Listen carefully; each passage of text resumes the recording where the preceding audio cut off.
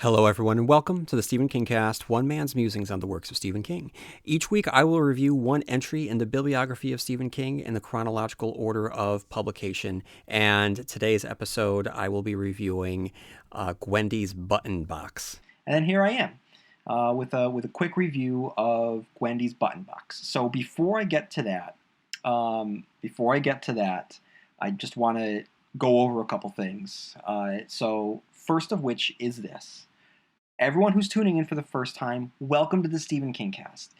As I just said, the Stephen King Cast is something that I came up with in the summer of 2014, I believe, and it was the summer of 2014, and at the time there weren't a lot of Stephen King podcasts. And I wanted to create a podcast, the likes of which is one that I would like to listen to myself. And it allowed me to go back and revisit Stephen King and place all of his works within the greater context of The Dark Tower and his life as he continued his growth as a writer. And so I was able to determine just the trends and the patterns that we found in his writing as he moved throughout the years. And so it was a great experiment. It was a lot of fun. It was a deep analytical dive on my part. And then now I'm back. And so before I get any further, guys, I just want to talk about what this episode is going to look like or sound like and what subsequent episodes are going to be focused on. So first up, in terms of the audio quality, I seem to have come down with a late spring cold. So my voice is a little scratchier than normal. And two, my friend who has been borrowing my microphone still has my microphone. I didn't expect to record today, but I had some time on my hands, so I wanted to do that and get it out. So the sound quality is not as good as it usually sounds. But the next episode that I do, I will have the microphone, and we'll have the microphone for any subsequent episode after that because, like I said, I am back in business, and I want to make sure that the episodes that I'm putting out sound as good as my earlier episodes. So that's that. So if I have met the mission statement, what does the future of the Stephen King cast look like? Well, it's going to look like this. Because I did not review every single story in the short story collections, I'm going to start off by reviewing all the short stories that I didn't touch the first time around. So that's one thing that I'm going to do. I'm also going to go back and reread any of the novellas that I didn't reread the first time around. I'll eventually get to some of the novels like Blaze and The Colorado Kid. And then I pretty much will have then read everything published by King. Also, we have Strange Weather coming out by Joe Hill, which I will be tackling. At some point, I will need to review Lock and Key by Joe Hill, and I'll probably read Sleeping Beauties by Stephen King and Owen King. So that'll be fun. And of course, as I record this, it is June 26th. No, it's June 25th. In less than 6 weeks, we will be sitting together in the theater, the collective theater, and watching The Dark Tower. So any future trailers that come out, I will review the trailers. I will discuss any Dark Tower movie themed news that might hit, and of course I will be reviewing The Dark Tower. In September, I will be reviewing the It movie that comes out, and at that point, hopefully it brings us to Hulu's Castle Rock. Maybe it won't. I don't know when that's coming out, but I will be reviewing Hulu's Castle Rock. And I just got through watching The Mist, so I can't guarantee a week-by-week review of The Mist, but my thoughts on the pilot episode, I am definitely going to record in an episode as well. So you'll have that to listen to. So the point is, I'm back. And that's what the KingCast is going to look like. And for everyone that's been listening, thank you for listening, guys. Thank you for being patient. And for everyone tuning in for the first time, welcome. And thanks for joining me on this second half of my journey. So before I get any further, there is a couple things that I want to discuss. The first of which is this. As I record this, I am wearing a Stephen King themed t-shirt.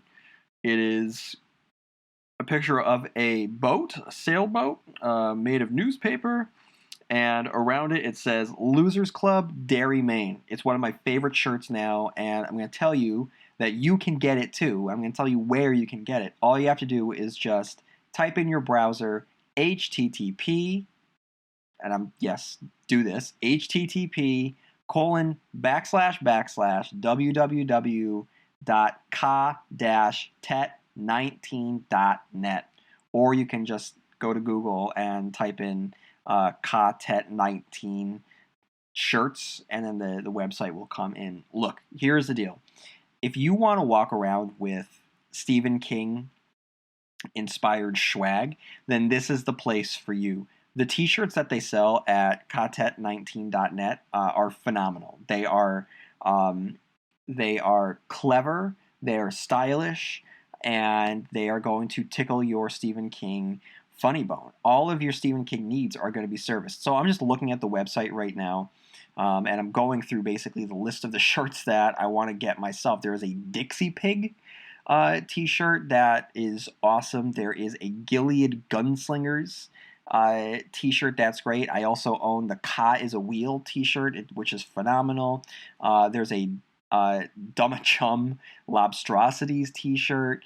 There is a new See the Turtle Ain't He Keen t-shirt. There's a cool one for the Overlook Hotel. There's one for Pet Cemetery. There's a super cute one for Oi. If you want to rock one for Sheb's Saloon in Tull, you can do that. There's a Nozala one. That's pretty awesome. So there are a lot of t-shirts that you can choose from, guys, and they are all worth it. There's another one that I have that's the that Michael Whelan drawing of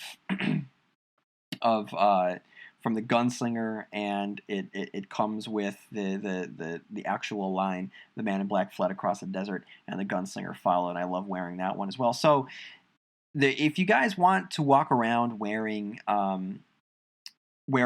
Stephen King inspired t-shirts, this is the place that you need to go to. And working with the guys over there and just talking to them, and then just sort of building a Stephen King community, and letting them know that I would promote them. And I don't usually promote stuff on the Stephen King cast, but I would be doing something wrong if I didn't do that, because these guys are so good at what they do, and I really want to spread the word as much as possible, because their t-shirts are this good. So please head on over, check it out. I guarantee that you will find at least one piece of clothing that you will be interested in, and you'll thank me later. So head on over there to ka-tet19.net and enjoy, because I know that you're going to love it.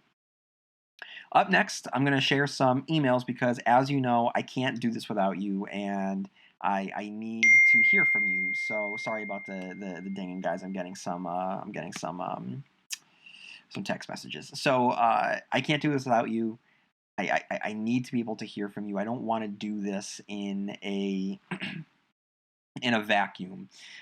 So feel free to write in at stephenkingcast@yahoo.com. So up first we have Marcos, who writes, "Hi, constant reader. I came across your podcast not that long ago, but became instantly hooked and have been burning through a plethora of past episodes. I've been a fan of Stephen King since probably about the early 90s, when seeing the It TV movie when it premiered on ABC, and was incredibly impressed by it. No pun intended. Though I didn't actually read any of his works until much later, when reading Salem's Lot in the summer, I'm going to say, of 98, and absolutely falling in love with the book, it made me want to seek out his other works. Where I had once previously felt that most of the Stephen King film adaptations were largely shoddy, I soon enough discovered his books were another beast altogether, way better, and in turn made me appreciate the films more. The Night Flyer, The Langoliers, Needful Things, Misery, etc. And in no particular order, I eventually followed Salem's Lot with It, Bag of Bones, The Dead Zone, The Shining, Skeleton Crew, etc. Revisiting the original It TV movie isn't just as memorable after experiencing the amazing novel, and I'm extremely excited for the new film as well. Do you feel the new trailer gives the film a sort of Stranger Things vibe? Not just because of the casting of Finn Wolfhard as Richie Tozier, but also because it's taking place in the late 80s? Also, have you read any of the Marvel Comics adaptations of The Stand, The Dark Tower, or N? And if so, what are your thoughts? From what I've read, I thought they were all pretty great. I'm probably all over the place with this email, but last but not least, really loved your Pet Cemetery episode, and I'm looking forward to reading this dark story in the near future. I really hope that the It reboot is as awesome as The Mist. Best, Marcos, New Jersey. So, Marcos, the first thing is, it's funny that you mentioned Stranger Things, because now we're in a situation of like the snake eating its own tail, because Stranger Things is so inspired by Stephen King. So now we're getting an It adaptation that, I mean, it didn't borrow from Stranger Things because Stranger Things was already made by the time they had started filming. So they were, or I should say that they were filming and being creative at the same time. And but I mean, I think that the creators, the Duffer Brothers, the creators of Stranger Things, who had at one point wanted to actually direct the It movie, I think that they were all, you know, drinking from the same inspirational well. I think that thought processes were aligned when the director of It and the Duffer Brothers were all working on their different properties together, and because they share the love of Stephen King and the inspirations from Stephen King, that's why we are seeing an It that feels very reminiscent of Stranger Things, because Stranger Things in turn is reminiscent of It. In regards to the Marvel Comics adaptations of The Stand and The Dark Tower, I haven't been the biggest champion of those before. One thing that I think that is challenging is, you know, I mean, there is a mandate, there's an editorial mandate to, you know, have to fit the story into a certain number of episodes and or issues, and as a result, the depth isn't there. You have to the writers Peter David and Robin Firth have to move along pretty quickly. So in that regard, it's actually pretty well done in being able to deliver this story so succinctly without getting into the backstory or the minutia that the books do. And I'm talking about The Dark Tower because that's the creative team on The Dark Tower, and Jay Lee doing the art and Richard Eisenoff on the colors, and he does a phenomenal job. I follow him on Facebook, and he's fantastic. So it's a challenge, and I'm really interested in maybe picking the brain of some of the creative people that were involved in the process, because I would like to see what it entails. And how you take something as sprawling and detailed as the Dark Tower series and convert it into something so succinct as these limited series, one at a time, that wind up building towards a larger body of work. So maybe in the future I'll have enough guts to reach out and talk to some of the Marvel Comics creative types, because I think that would be a fun next step for the show. But I own most of the collections of the Dark Tower Marvel Comics form, and at the time I really enjoyed the backups that Robin Firth provided to us that were able to flesh out the mid-world mythology. I am not going to cover them on the show because They are from Robin Firth, ultimately signed off on by Stephen King. But I think that Robin Firth even acknowledged that the Marvel Comics adaptations of The Dark Tower take place in its own reality and its own universe and Elseworlds, um, if you want to use DC parlance. But it isn't necessarily the same story that we are familiar with.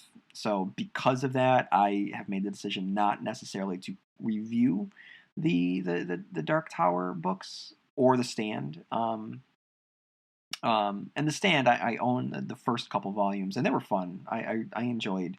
I bought the collections last year or the year before, and they're fun to have. They're really fun to have.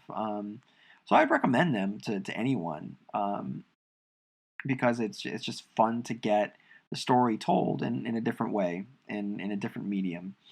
So yeah. I mean, you can definitely get them inexpensively on Amazon or eBay, and I strongly encourage anyone to go or go out to a brick and mortar comic book store and do it that way. That's your first bet. That's actually the first thing that you should do. Go to your local comic shop, go into the back issues, see if you can get them in individual issues or the trade paperbacks there. Because Amazon will always be Amazon. I'm not sure about the brick and mortar comic book shops. So support your local brick and mortar comic book shops. Up next, we have Megan, who writes, "Hi, I just wanted to say I discovered your podcast and really am enjoying your reviews. I was wondering if you have done a review on Haven. I know it's a TV series based on the Colorado Kid, but was wondering if you haven't done one, would you consider it? I'm curious to hear what your thoughts are on it. Thanks so much, Megan." Megan, I am not at this time thinking about reviewing Haven because that to me is a pretty daunting task. There seems to be a lot of seasons. I don't know how many there were off the top of my head.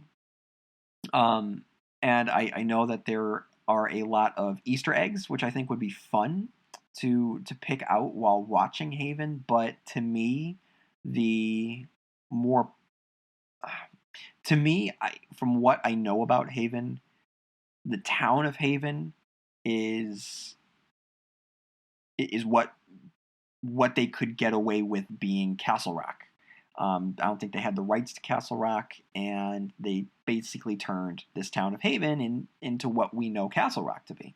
Well, with Castle Rock coming out, I'm just going to straight up review every episode of Castle Rock, and I just think that what Castle Rock is what Haven also was, and I'm going to let Haven be. Maybe in the future, on the third go-around of the Stephen King cast, in its third incarnation, I might get around to Haven.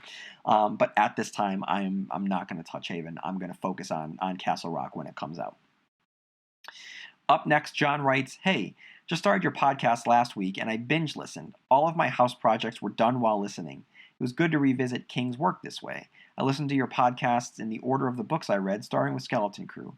I read it during the summer of 1986. I was stuck in summer school and had an hour between two classes to kill, so I sat in on an otherwise empty high school. I was in 5th grade, but summer school was in the high school building and read the stories. Over and over and over. The Mist, the Monkey, the Raft, Grandma. I'd like creepy, scary stories beforehand. I was pretty good at campfire stories, but King just slew me. I read Christine and The Shining next. Both gripped me, and I reread both upon completion. It's a hell of a time to be rereading Christine when you're just becoming a teenager. Different Seasons and Night Shift were both outstanding. I got stalled on it. It was just too much, especially when my young brain was all about short stories. Same thing with the Tommyknockers, the Dark Half, etc. Too long. I gave up on King until college, where my brain finally caught up with my ambitions. It was great. I tore through his books until I got to Gerald's Game. At that point, I purposely saved Cujo the Dead Zone, Salem's Lot, and Carrie, realizing that King had changed somewhere between the Tommyknockers and Gerald's Game. Not bad, just different.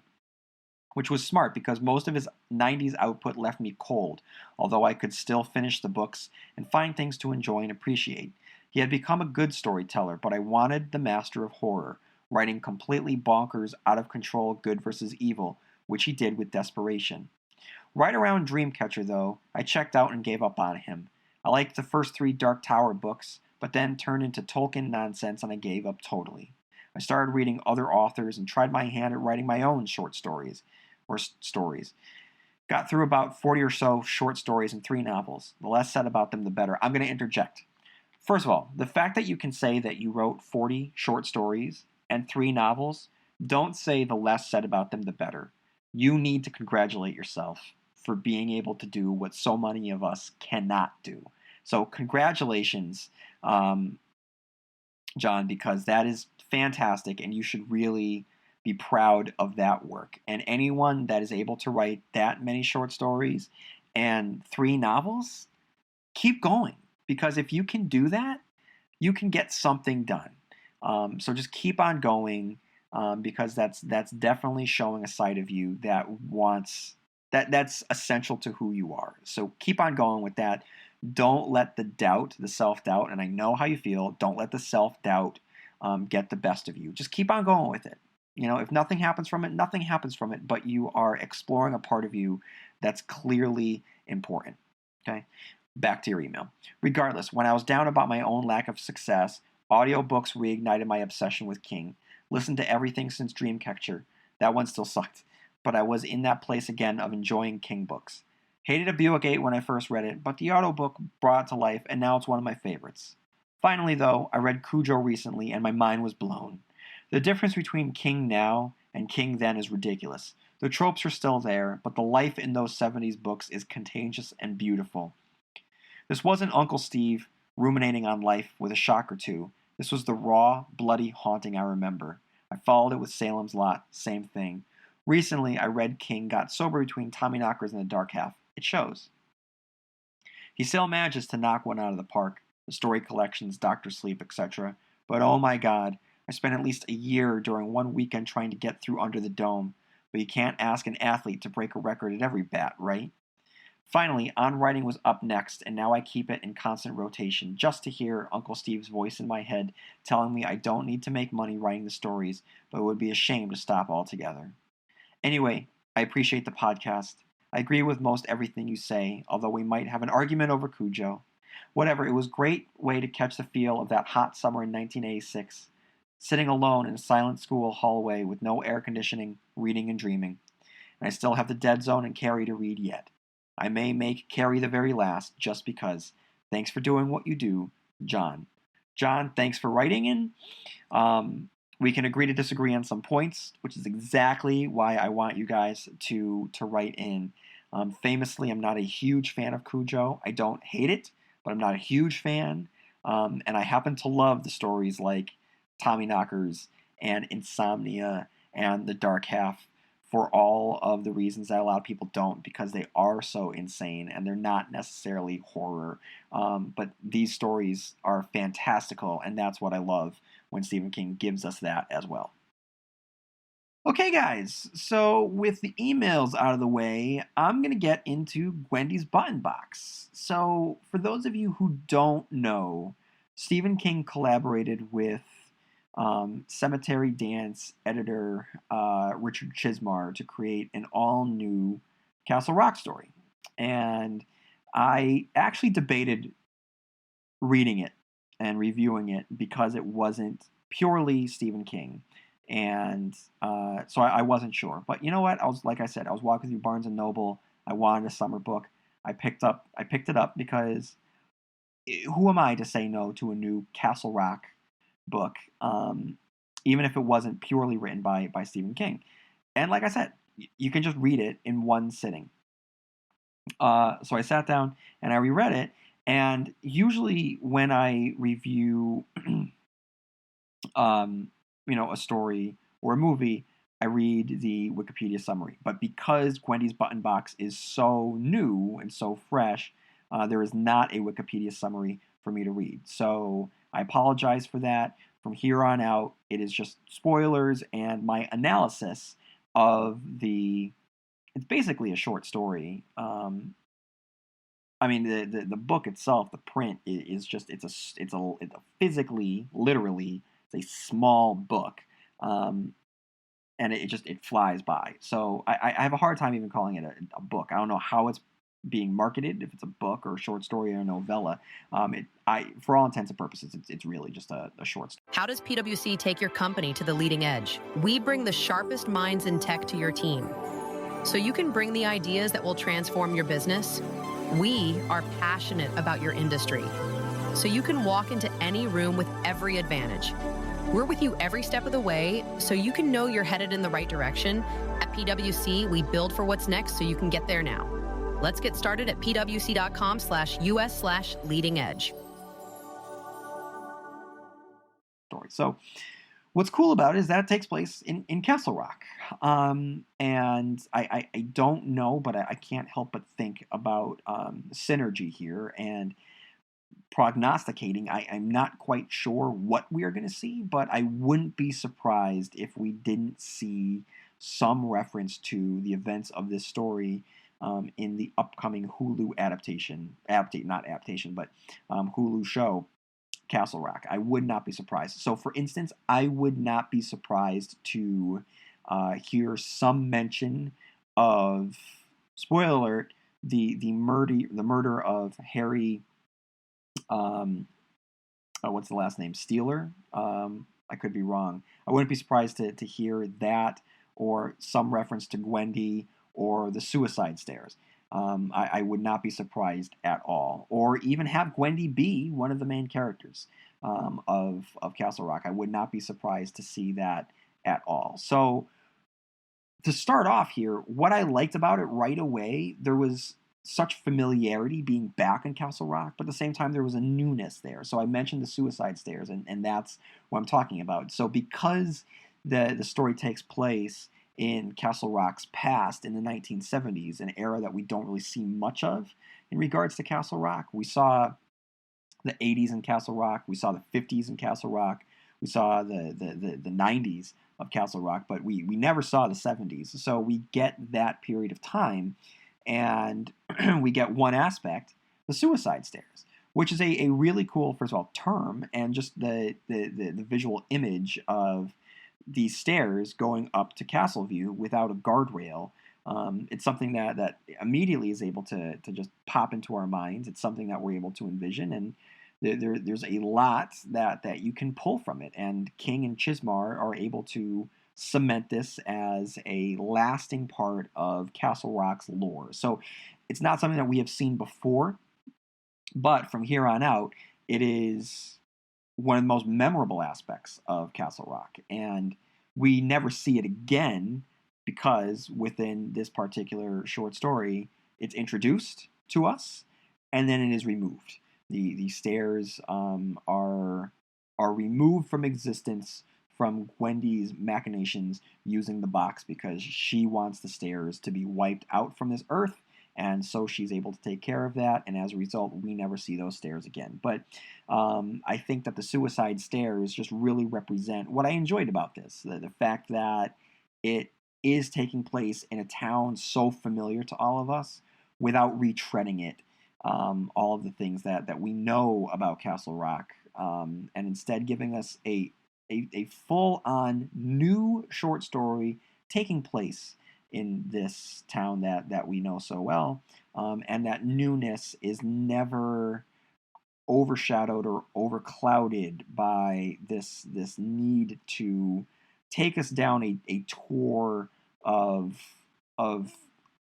Main Street and having the narrators point out where needful things will one day be, or Pop's shop, or you so-and-so is going to be, or the descendant of Polly Chalmers. Like, we never get any of that. And, on one hand, while it would have been fun, I really want to commend the two of them for avoiding that temptation, which so many movies and television shows, and when they do a revival of something,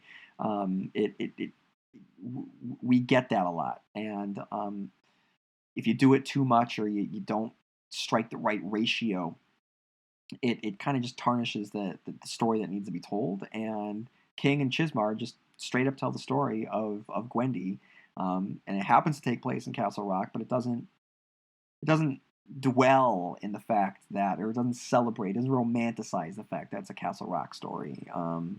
It really could take place in any town. It just happens to be Castle Rock, and I admire that. And like I said, it's short and it doesn't waste time. It is lean, almost a little bit too lean. It could have been longer. The authors could have spent more time fleshing it out, but because there's a familiarity to it and to this character, even though we haven't seen her before, we've seen types of characters like this before because we know that supernatural stuff happens in Castle Rock. There doesn't need to be that much time spent on establishing the setting. We know Castle Rock, and so they're able to give us the goods almost right away. So with the goods established right away and the setting and character established right away, um, on the second page, I mean, that's how long it takes. On the second page, things kick into gear with a very familiar otherworldly phrase.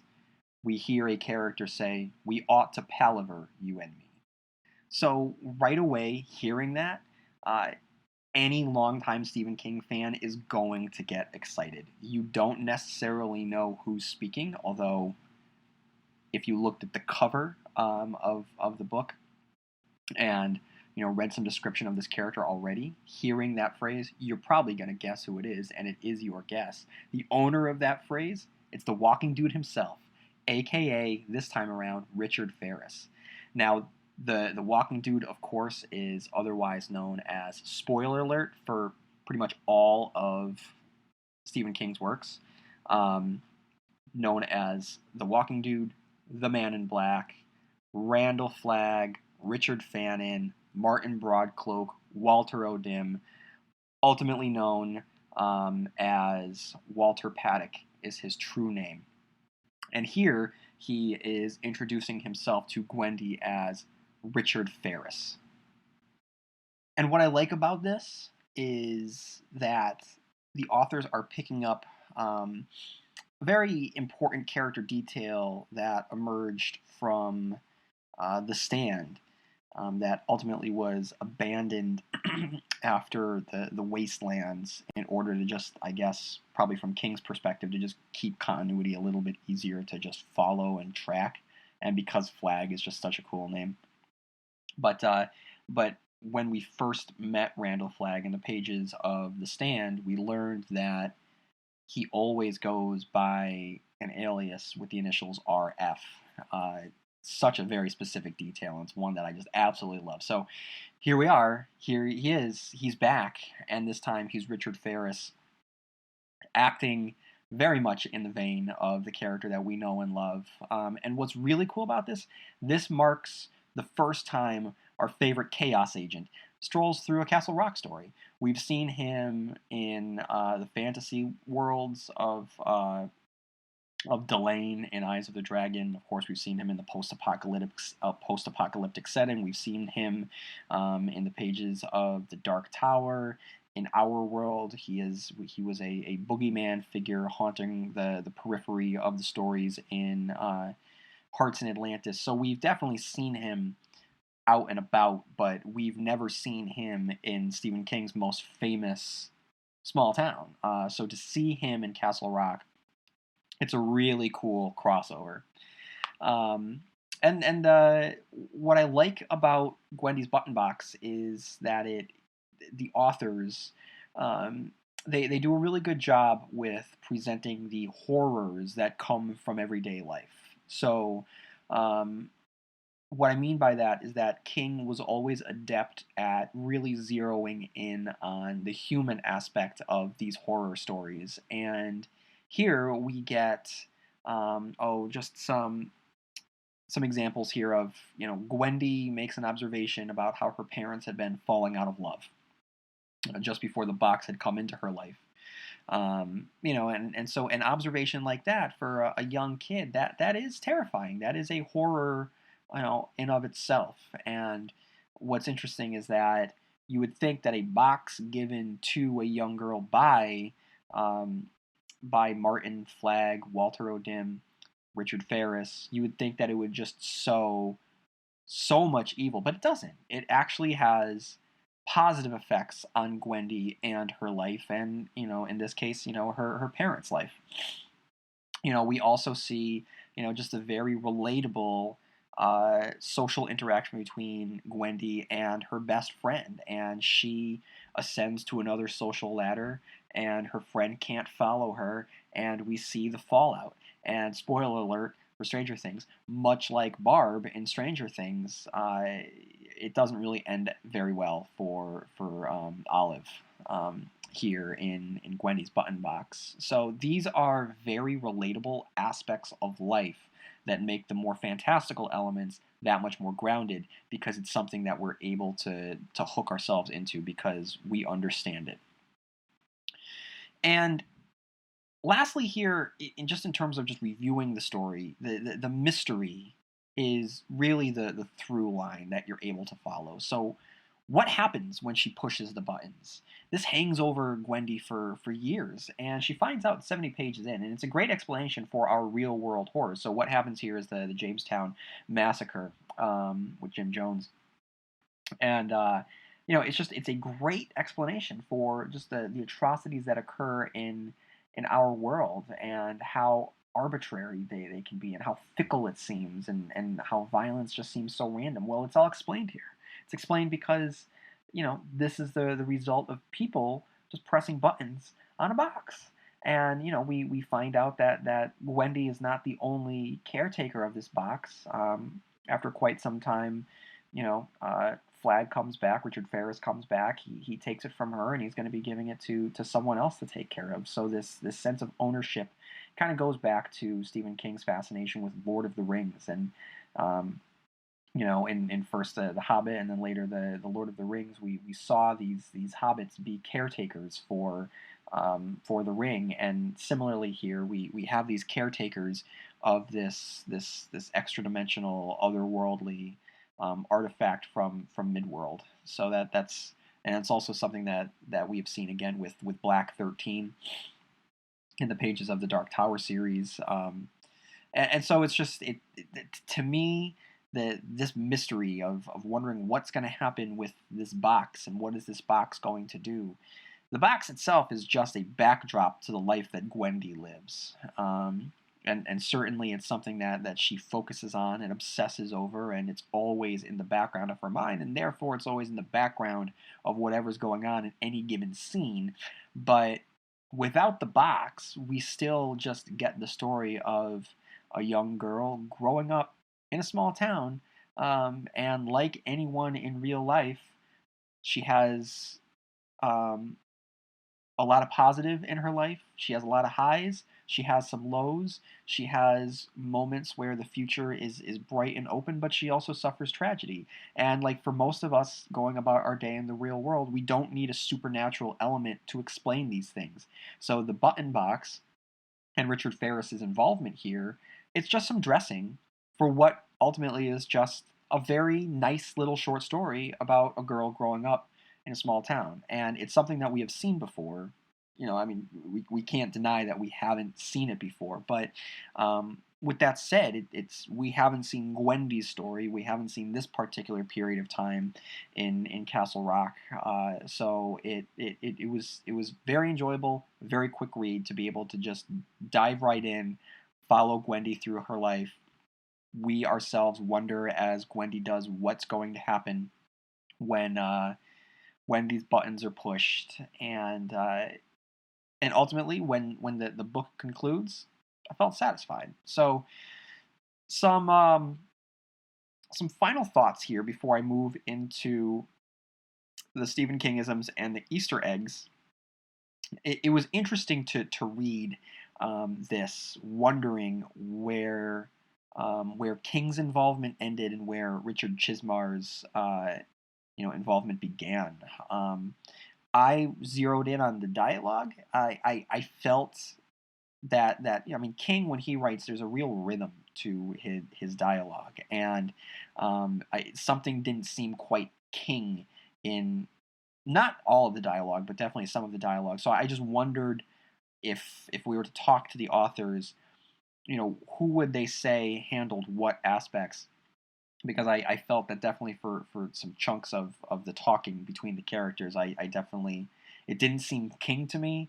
So if it's not King, then it probably was Chizmar. But other than that, I couldn't quite excuse me, I couldn't quite tell you who did what. This very much felt like a Stephen King short story. Um, there was something that felt a little bit different, but that difference is going to come because it is a collaborative effort between he and another author. I think that when you read something like The Talisman or Black House, for whatever reason, when Straub and King write together, um, it's the collaboration. I don't know how to say it, but it tips in the writing of King, I would say, in the style of King. Although when you read Black House, you definitely get portions where you can tell that it's Peter Straub writing, and I'm a big fan of Peter Straub as well. Not so far as to go and create the Peter Straub cast, but I mean, I really like his writing a lot, and I really hope that they're able to do a third Talisman book, because I think that that would be just great for everyone involved. I think it'd be good for the two of them. I think that'd be good for all of us. But back to Chizmar, I am not familiar with his writing. I've never read any of his short stories, but so I can't read this and otherwise other than the dialogue pieces. I can't tell you what he contributed, what Stephen King contributed. But I mean, this was a fun short story that I enjoyed reading. I enjoyed going back to Castle Rock. I enjoyed seeing our friend RF again. I enjoyed Gwendy's tale. I liked the button box. I liked the imagery of the suicide stairs. Um, so I enjoyed what these two authors gave us here. I had a listener inquire with me about whether or not it was worth the price, and I guess that would be the only drawback, is that it is such a short story, and you're paying the price for a full length novel. But my argument would be that if you buy Gwendy's Button Box, you are supporting a smaller publisher, which is always a good thing. And you'll enjoy it. I mean, it's not going to knock your socks off, but I don't think that it's supposed to be. It's not going to, um, fill in aspects of the history of Castle Rock, or it's not going to reveal some great secret of Midworld or the Gunslingers or Randall Flagg. You're not going to get any of that, but what you are going to get is a nice little hook, and through that hook of this strange man giving this young girl this box and wondering what's going to happen with the box, you get a nice story about this girl living her life in Castle Rock and experiencing triumph and tragedy. And I would say that if you're on the fence about the price, whatever, it's like $25 tops. It's $25 for a nice read. Go for it. You will enjoy the story. I guarantee that you'll enjoy the story. So I did it, and I think that you should do it too. So with that said, let's get to the Stephen Kingisms. The first of which is the strong child protagonist. We have definitely seen this before in many of Stephen King's works, but immediately when we meet Gwendy, I thought of Trisha from The Girl Who Loved Tom Gordon. She just kind of had that sense to me. Maybe it's because she was trudging up nature on these stairs by herself, and that invoked The Girl Who Loved Tom Gordon. Number two of Stephen Kingisms is another example of a child character, this one specifically, the overweight kid. We had seen this with Ben Hanscom, and when we first meet Gwendy, we know that she wants to lose weight, and she is going up the suicide stairs to do just that. So that's evocative of what we knew of Ben Hanscom from It. 3, the supernatural gift. So Flagg here, or Richard Ferris, he echoes the machinations of Leland Gaunt with the button box, or so it seems at first, and similarly with George Elvin from Fair Extension. So when you first sit down, you think that nothing good is going to come from this box that's going to totally corrupt this girl's life. And so there is some echo of that, because that's something that Gwendy does dwell on. But ultimately, no, the box is going to be used for good or for ill. And when it's just sitting dormant, it's going to provide a positive life to the owner of that box, or the caretaker of the box for that time, which is an interesting little twist on this particular Stephen Kingism and this trope. It subverts that expectation, and I'm glad that the authors did that. But the supernatural gift is definitely a Stephen Kingism. Number 4 is the bully. Our bully here is Frankie Stone, a horrible bully. And so what's interesting about him is that he continues to be a bully throughout Gwendy's life. And we watch him, and he is fully a bully as a child, as a schoolyard bully, as you would expect him to be. Calling her Goodyear tire, I believe, or the Michelin Man, something like that. And this prompts her to start to lose her weight. And by the end, he is a monster, just a full-on murderer, rapist. So he progresses in his bully nature, where he just becomes basically a sadist. But the bully character is something that we have seen, of course, in other novels of Stephen King. We've seen, Ace Merrill comes to mind, and Henry Bowers. I would say that those two characters are the two fully fleshed out bullies that we've seen in his works. We've seen others, but those two, definitely more than the rest, are the two biggest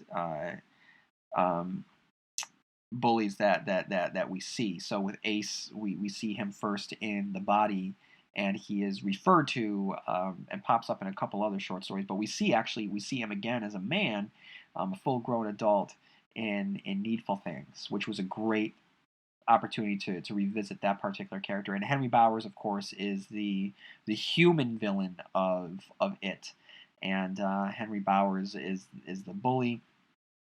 So we spend a lot of time in the heads of both of those characters in Stephen King's works. And we never get into Frankie Stone's mind, but we don't have to, because it's not Frankie's story, and this is very specifically Gwendy's story. So we see him from the outside, and we get enough about him to know just how horrible he is. Number 5 is Desjardins. This is a very rare last name, so I kind of debated where this goes, whether or not it's a Stephen Kingism or whether or not it's an Easter egg. But this name is most famously used in Stephen King's works as the last name of the PE teacher in Carrie. Here it is one of Gwendy's friends. I don't know if there is a relation, but I wanted to throw it out anyway. Number 6 is the meet cute at the movies. So here, when Gwendy is working at the movie theater, she meets Harry Streeter, and it's very similar to Tanya from Sleepwalkers. And then we get number 7, scarred by the involvement of the Walkin Dude. So, spoiler alert for Hearts in Atlantis, but Carol Gerber, she is scarred when she loses her arm, and that is a result of just the Walking Dude, the Man in Black, Randall Flagg, entering her life and being able to corrupt her life. Did Peter get a scar in Eyes of the Dragon? I know one of the characters suffered a scar. Was it Peter? I think that it might have been. Whoever, there is a character with a scar as a result of the machinations and involvement of the Man in Black.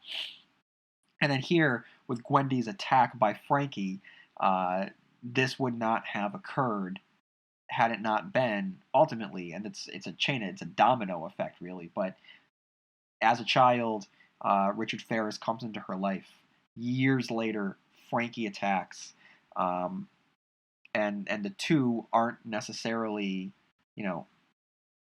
Ferris didn't send him after her, but if the box had not entered her life, all the dominoes fall afterwards, and as a result, Harry Streeter is murdered, and Gwendy now lives for the rest of her life. And then lastly, in the Stephen Kingisms, Gwendy becomes a writer.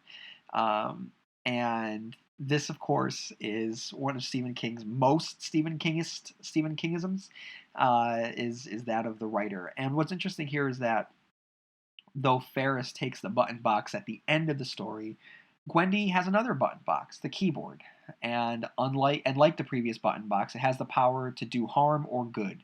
And it's completely up to Gwendy to decide on her own. So before in the past they come down heavily on King for making everyone be a writer, but I like this. I like this decision to make her a writer because I like what he is.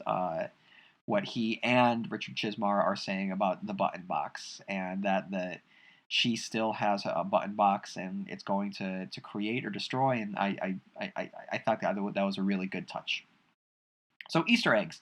The first of which, of course, is the Man in Black, aka Richard Ferris. This is fantastic. And what I like the most about this is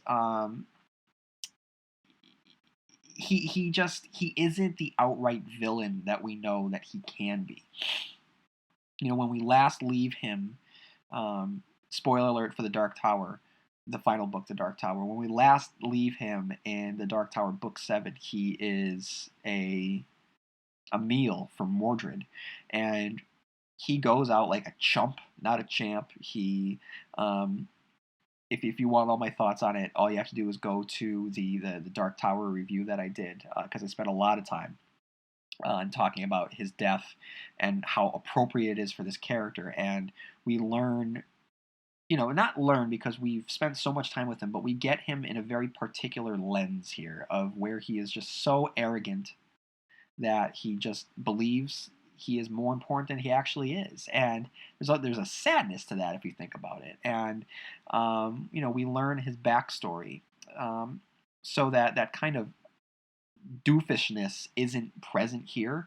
But what is here is the more philo- the philosophical side of the character that we see, in the first in the Gunslinger, when he is talking to Roland.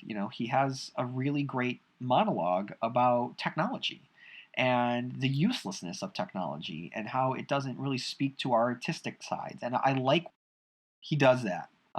That's an aspect of the character that I like. And then in Wolves of the Kala, I believe, when Father Callahan is talking about how he enters into Midworld and he encounters the Man in Black, he says something about the Man in Black being evil, and there's this wounded look on his face, and he says something along the lines of, "I am what Ka and the King have made me." So the Richard Ferris that we see here is that he's not a villain. He's not. He gave her a box that could have tempted others, and maybe he was being mischievous, maybe he was being impish, but he wasn't being his full-on villainous self. I liked this particular incarnation of our character. And what I like about this is that when we first meet him in this book, there is a sly, loving wink at his other appearances. He says something along the lines of, he says something like, this is what he says. He says, "I travel here and there, Michigan 1 week, Florida the next, then maybe I hop to Coney Island for a red hot and ride on the Cyclone. I am what you might call a rambling man, and America is my beat. I keep an eye on certain people and check back on them every once and again." So I like that he specifically mentions America. That speaks to his characterization in The Stand, but him traveling all over the place. You can tell that, it's like he knows that he now has to go into Midworld and,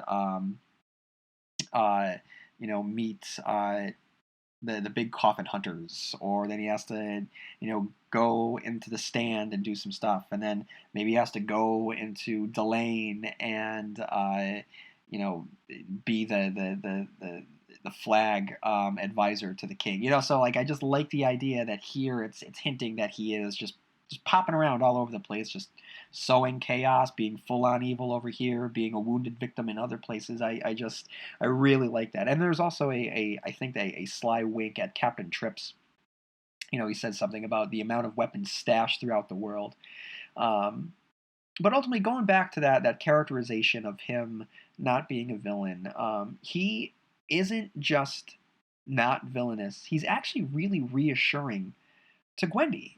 He tells her that it's not her fault for what happened to Olive. It's not her fault what happened at Jonestown.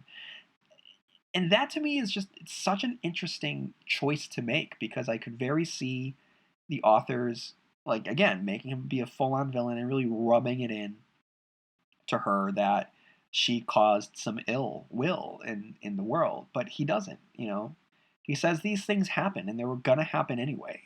um, he's not collecting her soul, he's not after her.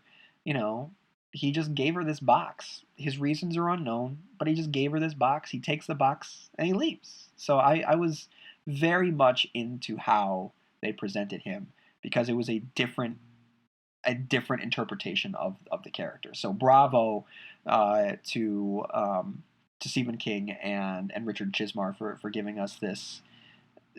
He wasn't in it much, but when he was in it, he makes you think, and I really appreciate it.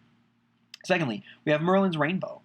So for those of you familiar with Merlin's Rainbow from the Dark Tower series, the buttons on the box line up with Merlin's Rainbow. There's also a Black 13, which also kind of stands for the tower. And like I said before, I just really appreciate the special crossover here between Midworld and Castle Rock. And like Black 13 itself, the box and the black button have hypnotic power over its user. And then we have the Guardians of the Beam, which is another Easter egg. The little chocolates are spitting out the different Guardians. We have the hare, the turtle, and there's a parrot. I'm not sure about the parrot, but definitely the hare and the turtle are Easter eggs for the Guardians of the Beam. We see Dark Score Lake at one point, and then we see George Bannerman in another scene. So we do get at least one. They do get one character from another Castle Rock story. This, of course, is George Bannerman, the sheriff of Cujo, and we saw him in the Dead Zone, but the Cujo was the last time we saw him.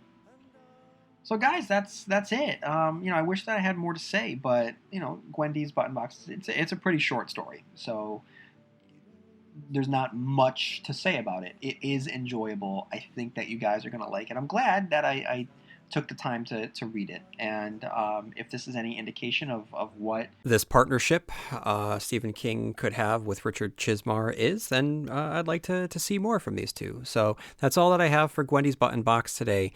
If you have any thoughts, please write into stephenkingcast@yahoo.com. Feel free to write in or leave a review on any of the podcast platforms that you use to listen to the Stephen King Cast. Follow me on Facebook, on Blue Sky, on Instagram, and on TikTok. And may you have long days and pleasant nights, and I'll see you here next time where MOON spells Stephen King Cast.